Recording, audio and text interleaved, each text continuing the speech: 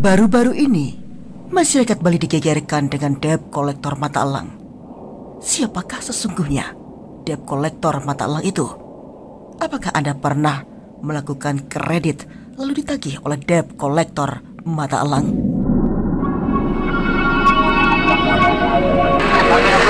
PGL.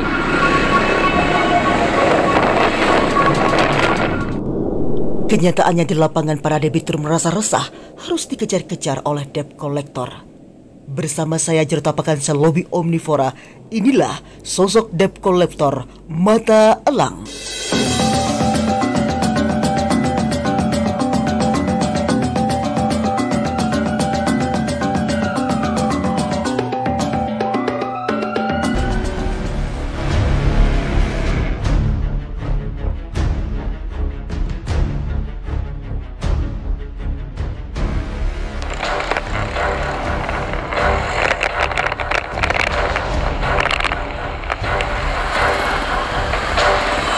Selamat sore, Pak.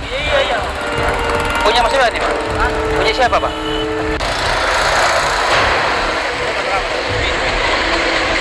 Arah mana?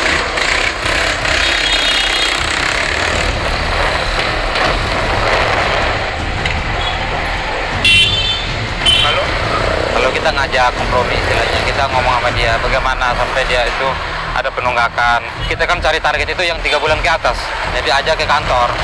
Yang namanya materi ini kan bukan satu orang, banyak. Jadi posisi kita salah tempatkan tempat, yang dibawa kan sudah duluan. Ya. Jadi kalau pas kita di tengah-tengah ya kita nggak dapat.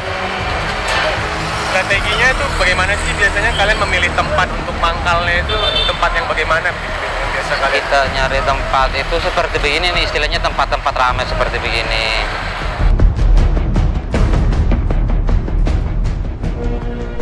Debt kolektor mata elang. Anda yang pernah melakukan kredit pasti sudah tak asing lagi dengan istilah debt kolektor. Seringkali istilah debt kolektor ini juga marak muncul di media-media yang memberitakan keresahan para debitur yang dikejar-kejar oleh debt kolektor dalam kasus kredit kendaraan bermotornya. Bagi debitur yang tak bisa membayar motor atau mobilnya bisa disita secara paksa oleh debt kolektor. Debt collector sebetulnya istilah yang berasal dari debt collections, yang artinya proses menagih pembayaran terhadap debitur yang berhutang. Di negara-negara maju, aktivitas debt collection ini sampai terorganisir ke dalam agensi yang menyediakan jasa penagihan utang.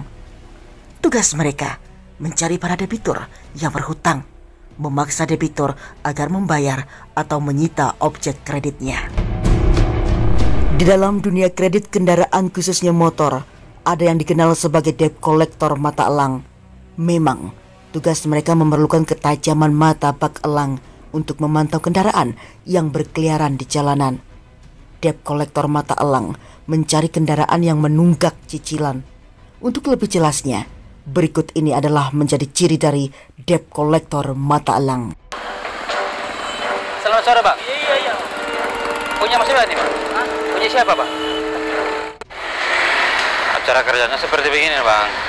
Kita ketik motor yang lewat, yang ada penunggakannya. Kalau ada penunggakan pasti nongol dia di sini. Uji kecepatan aja, uji mata, uji tangan aja itu. Oke, misalnya nomornya keluar di sini. Kita kejar lalu kasih berhenti dia.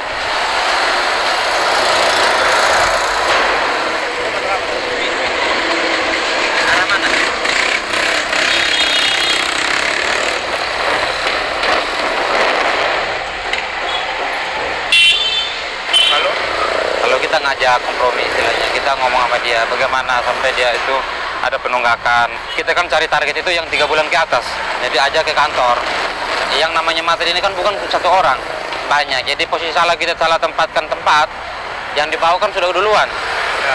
Jadi kalau pas kita di tengah-tengah ya kita nggak dapat.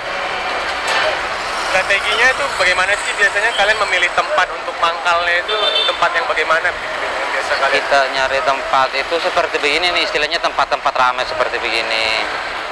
Bukan yang macet gitu. Nah, macet juga boleh itu. Tapi kan kita lihat dari kebanyakan macet tapi kan mobil. Kita kan kerjanya cuma motor aja.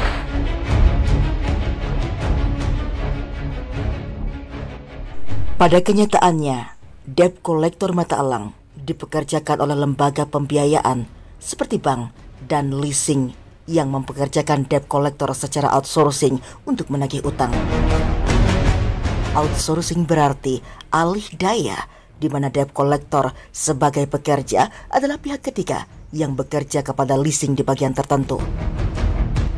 Para debt collector ini biasanya disediakan oleh agensi penyalur atau bisa juga pekerja perorangan yang bekerja pada leasing dengan status outsourcing. Ganti pakai ini nih, pakai communicator HP 9300. Jadi itu di setting. Jadi data-datanya itu masuk semua di sini. Jadi kita tinggal pencet aja tuh. Kalau dulu kan pakai buku, jadi masih buka, lihat motor buka. Pertama-tama itu kunang-kunang sampai pusing. Kita baru belajar buku, motor lewat, buka buku. Kadang berdirinya cari pohon dia sandar, biar agak gini nih, buka. Pusing. Pakai Android boleh bisa, tapi kan udah lincah sih pakai ini nih, communicator ini nih. Trackpadnya ya? Iya.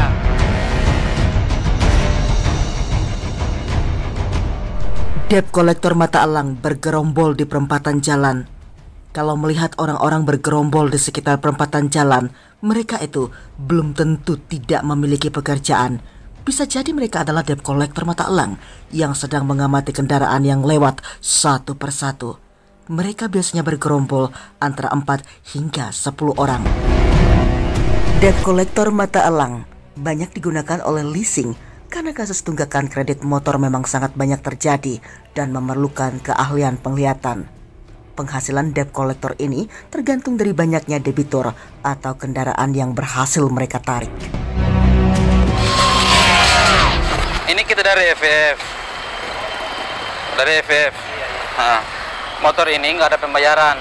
Makanya udah bayar, ini harus bayar. Belum. Kata dia udah bayar. Belum. Sekarang datengin aja ke rumahnya aja ya. Kalau kami kerjanya bukan di rumah, kerjaan kami di jalan. Debt collector mata elang tak jarang saat sedang beroperasi di perempatan jalan, ada kendaraan yang menunggak pembayaran ketemu, maka akan dilakukan kejar-kejaran. Jika debitur tertangkap, debt collector akan memberikan bukti tunggakan pembayaran dan bertanya, apakah debitur mau melunasi atau tidak. Jika debitur bersedia melunasi, debt collector akan membawanya langsung ke kantor cabang leasing terdekat untuk melakukan pembayaran.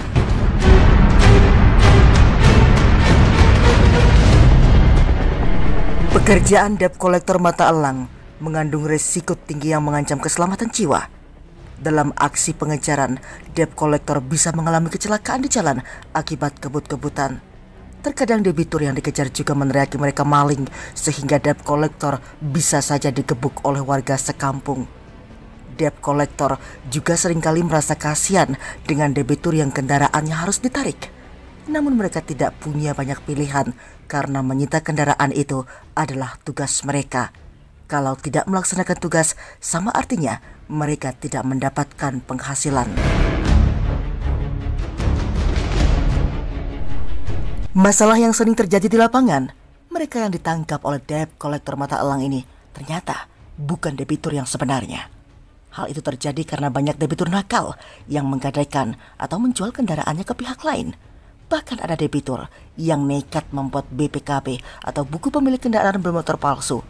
Padahal BPKB yang asli masih ada di leasing yang baru bisa diambil apabila cicilan kendaraan telah lunas.